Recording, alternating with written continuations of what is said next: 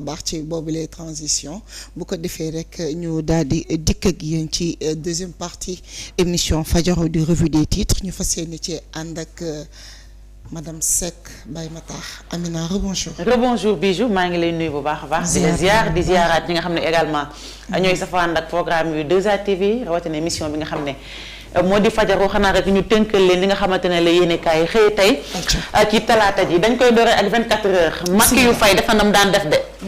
lu toll ci 2 milliards 13 millions ci suñu ay koppar. moom la daal di jébbal ki nga xamante ne moo di xalif général des mourides Serigne Mountakha Mbacké. est-ce que xam nga lu tax mu def loolu. parce que mosquée Touba dañ ko war a defaraat jekk-jekkal beeg yooyu mu jël somb toll noonu jébbal ko moom nag Macky yu fay di ñaa ngi naan sombi mais moom nee na sombi du dara de. xeeb na ko lool ndax comparé ak.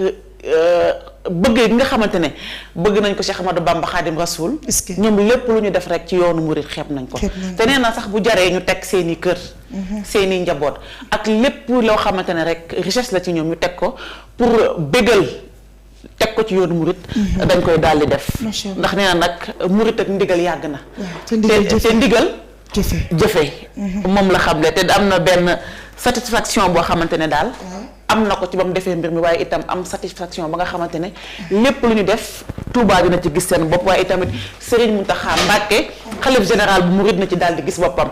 ñu ñëw ci Direct News mu ne baisse cumulée du pétrole et du dollar ñu gis ne pétrole bi wàññeeku na waaye itam dollar bi wàññeeku na bu baax a baax mu am benn laaj bi samp de mu ne lan la Diomaye Faye Bassirou Diomaye Diakhar Faye le président di xaar ngir wàññi li nga xamante ne moo di prix bi ndax nee na.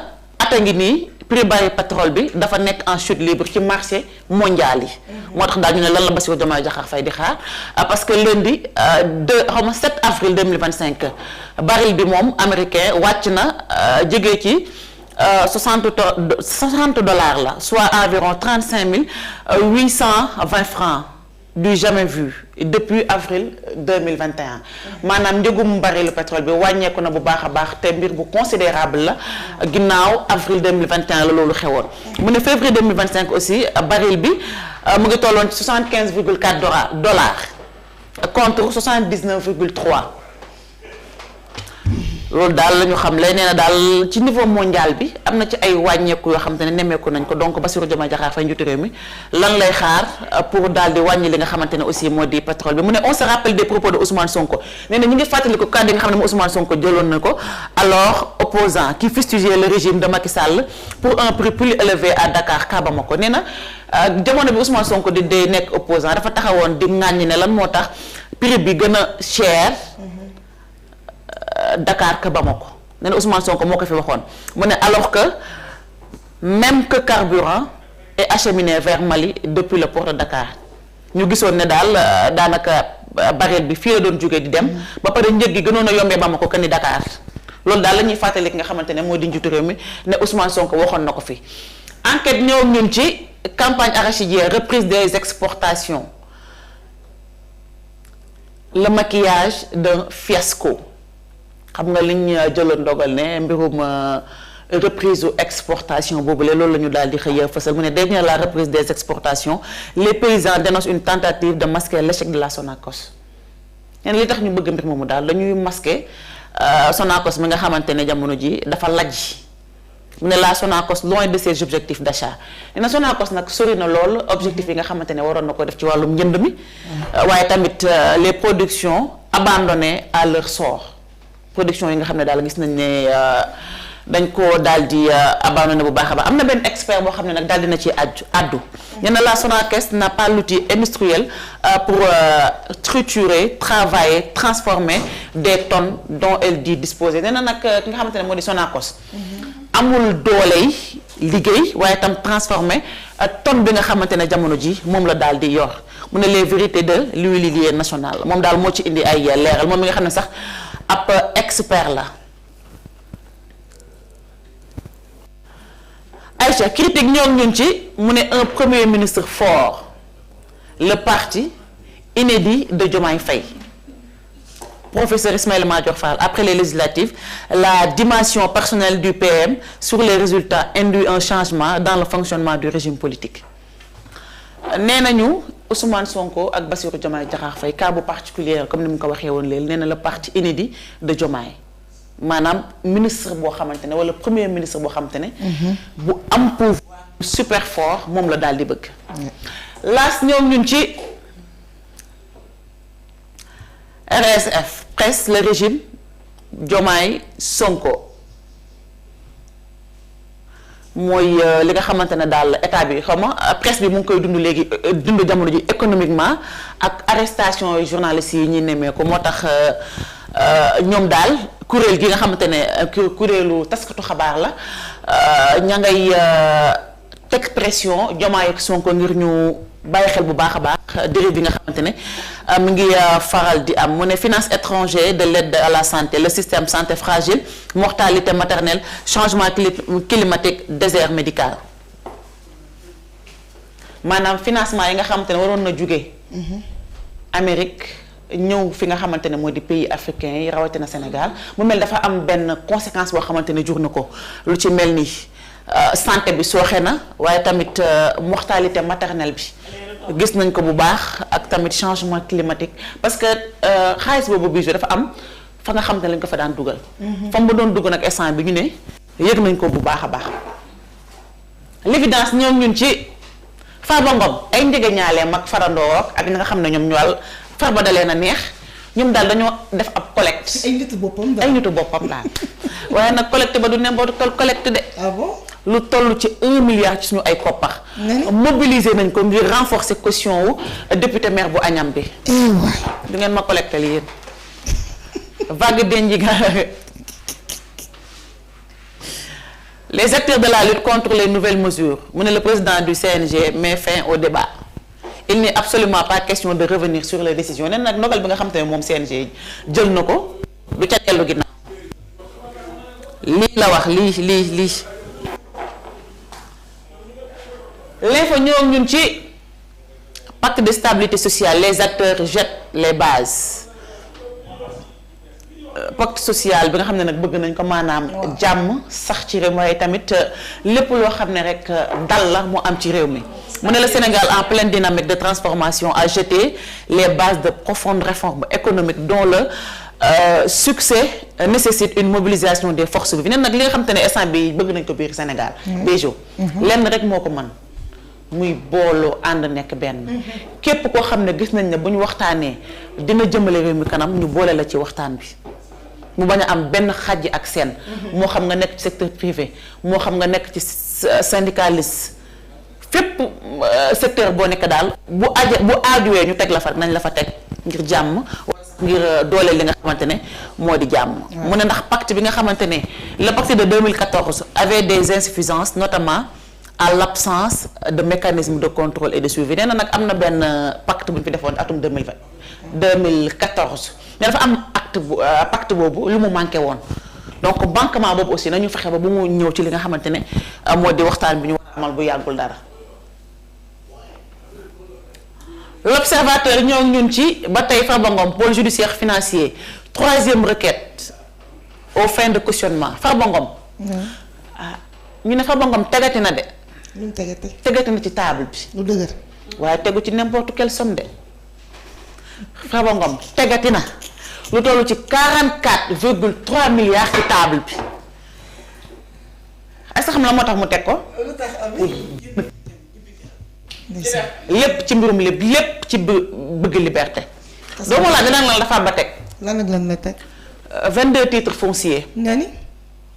récemment expertisés ont été déposés hier lundi sur la table du juge d'instruction Idrissa Diarra yaa may dégg wala. yow rek laay dégg. 22 titres fonciers la Farba Ngom teg ci kanamu juge d'instruction bi ñu foog ne Farba fa lay yem. des biens immobiliers répartis entre Dakar du Dakar dong de Thiès fa lay yem mu dem Mbour ñu foog ne Farba day taxaw mu ne ba Rufisque. waaye loolu yëpp boo ko xaymaa nag li ma la fi limalee boo ko xaymaa tollu na ci 43,802 milliards ci suñu ay koppar.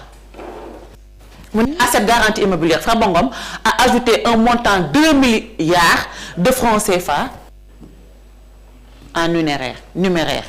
Est-ce que. Et pourtant la valeur totale de l'offre de cautionnement à 802 milliards.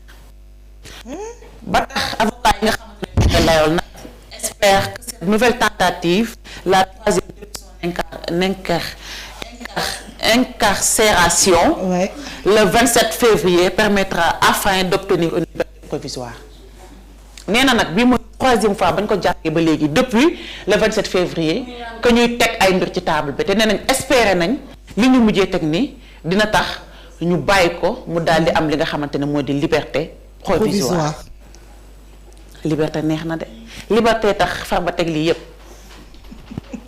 mu ne l'indépendance des magistrats à l'épreuve quand la politique frappe aux portes de la justice. mu mel ni mbirum justice daal mbirum politique boo sàgganu da koy néewal doole ndaxte impartialité ba ñu waroon a gis est-ce que daañu ko gis.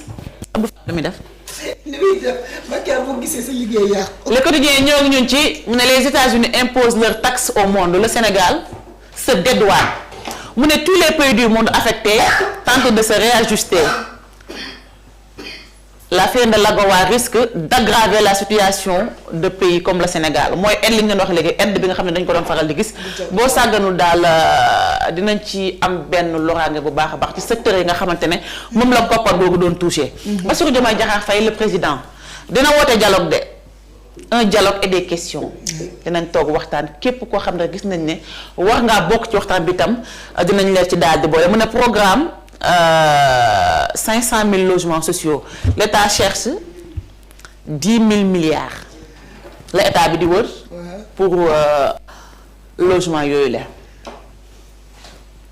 Le Soleil ñoo ñun ci mbirum mbay la Soleil di wax tey de mu ne l'Afrique face à ses paradoxes mu ne at mu jot continent bi dina dépenser lu toll ci 100 milliards de dollars pour indi li nga xamante ne moo di dund waaye nag ci jamono jooju ñu ne la Afrique ci boppam bu ñu sukkandikoo ci baat lu toll 65% ci suñu ay suuf kenn cultivé wu ko. C'est paradoxal li Bijou. amul cohérence kay. ñu am lu toll ci 65% wu terre. waaye daanaka li ñuy perte ci li nga xam ne dañ koy dundee ci lu ñuy lekk. boo ko xaymaa dina toll ci 100 milliards ci suñu ay koppar donc lan moo waral suuf si nga xamante ne am nañ ko waruñ cee mën a bay dundee bu ko defee dañu soxlaate daral ñi nga xam ne ñoo di nasaraan si ngir ñu mën di lekk. surtout mbayum noor bi. moo tax ñu ne au forum de haut niveau. Ouvert hier, l'évaluation de la déclaration de Dakar de 2013 a montré des résultats mitigés. mu ne la 285 000 hectares irrigués sur un objectif d'1 million. donc am na ci ay joyante yoo xamante daal Bijou war nañ ko war a mën a amal ngir koppar googu ñuy ñàkk ngir lekk yi ñuy jëlee bitim yooyu di ko fi mu mën a dakk. Cantine scolaire mu ne le triste bol de l'école publique. cantine daal demeewut noonu Bijou. kon cantine scolaire mi ngi am ba léegi. mi ngi am kay. Le Quotidien ñoo ngi ñun ci. heure pause yi ak boo bëggee def journée continue école. lekk yi ñu lay jox école. Dénomination de l'avenue de Gaulle à l'honneur de Mamadou Dia. Un hommage contesté sur le plan juridique et éthique. Bassirou Diomaye Diakhar Faye ginnaaw moom mu jógee jëlee ndogal. boulevard ba nga xam te ne de Gaulle lañ ko tuddee woon. mu jël ko tuddee ko Mamadou Dia. nee nañ daal sur le plan juridique. ak éthique dañ koy contesté. xanaa moomatuñ ko. non nañu ko aaloon. Les Échos ñoom ñun ci mu ne questionnement effectué en règle avec la loi jurisprudence Mohamed El Mokhtar Diop.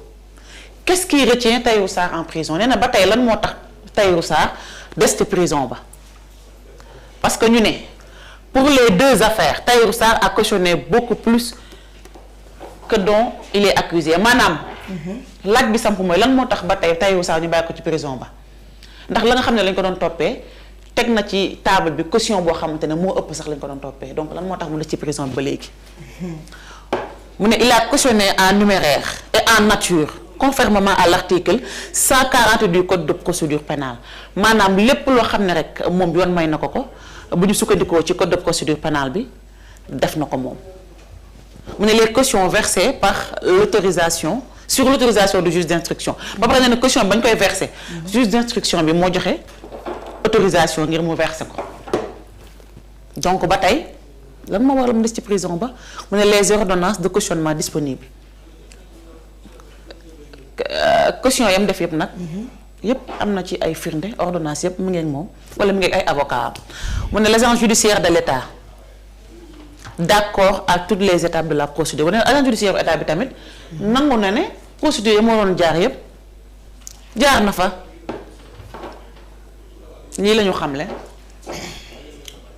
donc lu waral ba tey mu nekk ca kaso ba. Libération ñoom ñun ci mu ne redressement fiscal autour du projet GTA après bras de fer judiciaire de plusieurs mois Eiffage Génie Civil Marine Sénégal passe à la caisse moom de xam nga ñaata la fay. ci mbirum redressement. lu toll ci 4,9 milliards ci suñu ay koppar en fin mars 2024. Elle a demandé au tribunal le 1er avril dernier la radiation de la procédure intentée contre l'unité mixte impôt domaine après un accord de paiement. Ah waaw redressement fiscal yaa ngi dox de. lii quotidien ñoo ñun ci Farba Ngom ba tey de ay njëgëñaaleem ak ñi nga xamante ne daal ñoom Farba leen neex. ñoom daal collecté nañ lu ëpp 1 milliard ci suñu ay koppar. waaye nag Sénégal ci la bokk. diaspora Afrique de l'Ouest. Afrique centrale Europe Amérique ak ci ñoo xam ne sax daanaka bëggul ñu tudd seen tur.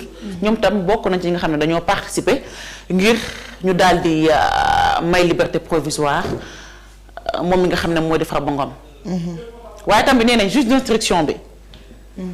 il n'est pas obligé mu may Farba Ngom liberté provisoire mu ngi ni mu ne le juge d'instruction n'est pas obligé d'accorder la liberté provisoire en cas de caution nee na même bu fekkente ne am nga caution sax juge d'instruction bi amul obligation ngir mu may la liberté provisoire. caution bi daal maanaam garantie wul liberté provisoire. exactement.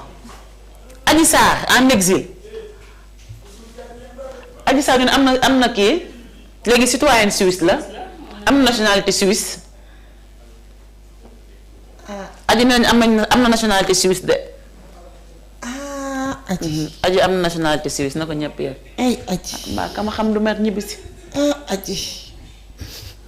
bu mu mer na am dëgër laay rek. day mer la te mën na ma demee ñibbisi. bu mu mer.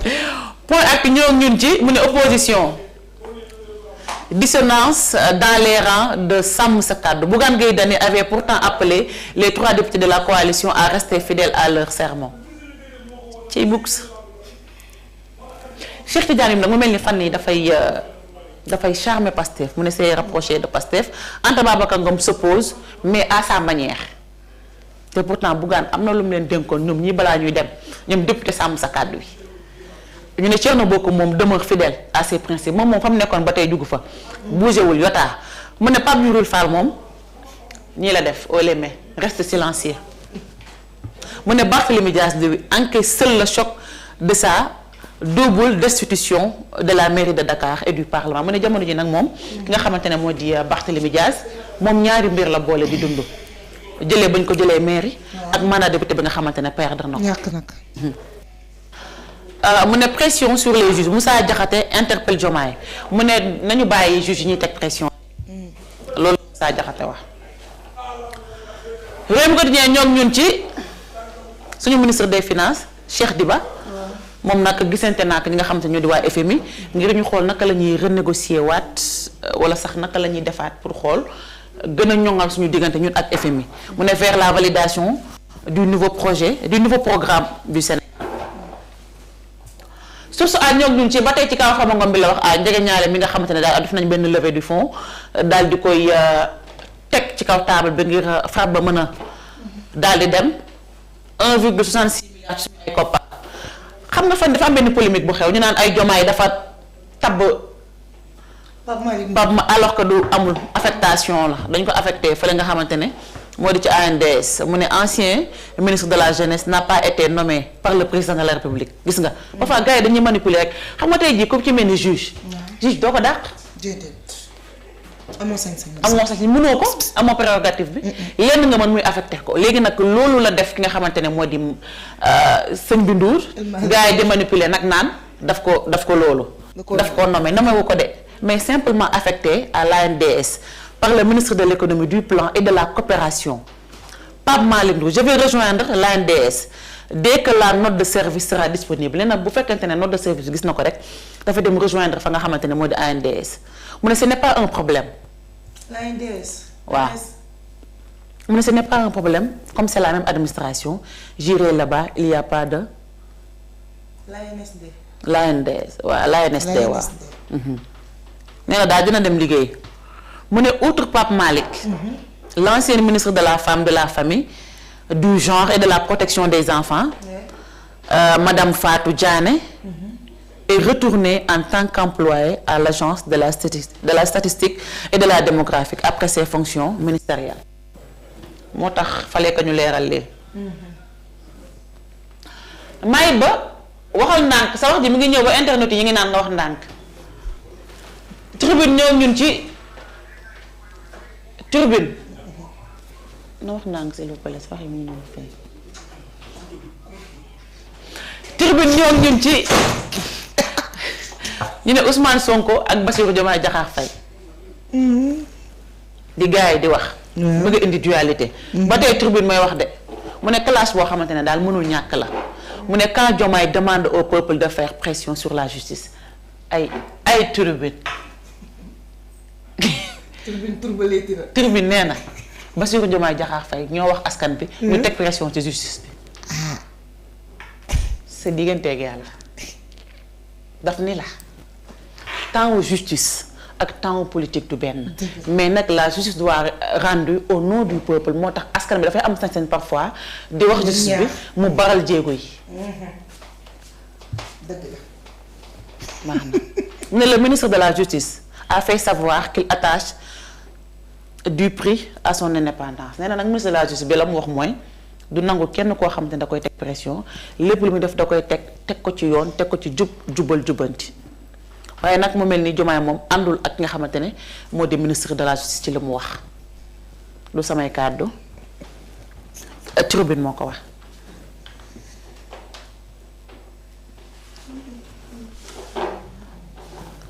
Vox Populi ñoo ñun ci Macky yu fay ngir ñu yeesalaat jumaay Touba ba defar geeg jekk-jekkal gi moom nag teg na ci table bi moom Macky yu de table ba tegati na ci table gi waaye nag ba mu tegee ci table bi daf ko jël jébbal ki nga xamante ne moo di xalif général des Mourides lu toll ci 2,13 milliards te nag nee na daanaka moom bàyyiwul xel sax que nit mot na 2 milliards xeeb na ko lool. xeeb na ko ndax nee nañu sëñ Touba ëppal na leen 2 milliards. maanaam addiya gi dañ koy booleeg. exactement mu ne la FMI dispose disponible pour aider le Sénégal à sortir de l'ornière dans les mois à venir FMI nag pare na pour lëkkaloo ak li nga xamante ne moo di réew bu Sénégal li mi ngi dem. non mi ngi dem. ok kon sama bos moo dem. mi ngi dem. voilà Walf Quotidien ñoo ñun ci ba tey FMI ak Sénégal nag pare nañ pour liggéey. ne l'attente des bons moom foo ko déggee rek. mi ngi bon mooy gongo. Macky mu ne Macky Pastef de miel à fiel. ca lem lañ jóge dem ca mbir mu weex ma. yor bi ñëw ñun ci wàllum yoon la ñëw. mu ne controverse enfle autour de la posture du ministre Ousmane Diagne laxisme ou intransigeance ab laaj bu samp la ndax jamono ji ñenn ñi jàpp ne moom ministre de la justice posture bi mu war a taxawee mooy tëddee ñaaxaanaay bu mu nangu kenn ku ko teg pression mais tamit am beneen laaj bu samp est-ce que nekkul tamit yéexaay bi wala liggéey ba mu waroon a def la deful maanaam ñaari laaj yu samp la. Journée mondiale de la santé, le président Bassirou Diomaye Diakhar Faye dévoile sa vision pour une souveraineté sanitaire maanaam li ñuy wax naan souveraineté alimentaire dem ba Sénégal li ñuy lekk duñ ko jéggaan waaye tamit ci mbirum paj mi tamit c'est très important. surtout dem ba doo feebar xalaat dem Maroc faju wala nga dem France faju fa ak feneen mais nañu dem ba képp ku fi feebar ak lu la mënti métti ak cas bi lu mu critique nga ne sama dëkk am na ay médecins yu qualifiés sama dëkk am na ay matériel qu'il faut pour ma toog fi mën a faju loolu da ciy baax li priorité la Bijou. record ñoom ñun ci CAN U17 Sénégal ak Somalie Sénégal nag fëgg na Somalie fëgg yu métti ñaari bal ci dara les quarts et le Qatar validé lépp gongo Pape Ibrahima Faye la Côte d'Ivoire en quart nous ne craignons aucun adversaire ñu ne ñoom keeruñu kenn ragaluñu kenn ku ñëw ñu duma daan lii la yéene kaay xëy tey Bijou ci li nga xamante ne moo di li ci gën a fës talaata tay gi lii la yéene kaay xëy tey macha allah baax na Ami tabarkalla ci li nga ñu détaillé ci belle revue boobu ci xëtum njëkk ci yéenekaay yi ci noonu rek ma bàyyi la nga tàggoo bu dul tàggoo ba ëllëg incha allah. merci beaucoup Bijou plaisir la à chaque fois di partager ak yow plateau Fajaru di la jaajëfal bu baax ci disponibilité beeg ci présentation bi. fàttewu ma sama photocopie bu xees. maa ngi koy jaajëfal bu baax a baax waaye tamit suñu papa ji nga xam te ne fii la jóge ñu koy remercier professeur Sougou. di ko wax ne ñu ngi ci ginnaawam ci njëgëñaaleem boobu nga xamante ne dafa tawat. ñu koy ñaan yàlla boppam yaaram bi ba mu mën a dellu ci ay activités am. allahumma amiin waaye tamit le médiateur de la république bi nga xam ne moom la ñuy jàkkaarloo. le papa chéri à Amina. le papa chéri à Amina ñu ngi koy jaajëfal bu baax a baax. Mansour le revenant ñu ngi koy jaajëfal. namoon nañ ko. bi tey bëgg ceeb égal bi tey bëgg ceeb aussi ñu ngi koy ziar bu baax a baax waaye tamit du ñu fàtte mukk Bijou nos fidèles et très chers internautes ñi nga xamante ne ñooy safoo ànd ak programme bi 2A TV ñi nga xamante ne ñoo ñuy may courage à chaque fois lu mu fajar ñu ñëw jàkkaarloo ak ñoom parce que rendez-vous boo santarate la ñu ne dégg naa ko xamul noo koy def nam la defa tax donc mention spéciale à eux donc je vous donne rendez-vous ce soir pour votre émission le soir d'ici là portez-vous bien et passez une très belle journée. Merci beaucoup Amina Cissé, passez une excellente journée également. Amina Ndiaye. Voilà. La fille chérie à Abdou Fall. waaw ma bàyyi la nga tàggoo. voilà mi ngi noonu contentement lay doon saa su nekk ñu daal di àndaat ci émission bi di fajaru kontaan ci sa présentation. jërëjëf. si sa ngaari njël meew sekk baay waxtaax. loolu laay bëgg dégg. suñu papa ji nga xamante ni def na retouram professeur Sougou bi nga xamante ni dafa absenté tey pour des raisons personnelles donc toute l'équipe technique aussi ñu ngi leen di jaajëfal ci ànd bi ñu àndoon ak ñun. di leen souhaiter de passer une très belle journée nos très chers et fidèles internautes jox leen rendez-vous à 15h incha allah ci xibaaru digg bëccëg yi ma ànd ak Mountaga Amadou Sakh ñu xam fàcc la ci gën a fës. jërëjëf Amina Ndiaye on se donne rendez-vous à 15h ci xibaaru digg bëccëg yi bu ko defee ñuy sant tamit bu baax a baax ñi nga xamante ni ñoom lañ àndaloon ci plateau bi di ci jiital honorable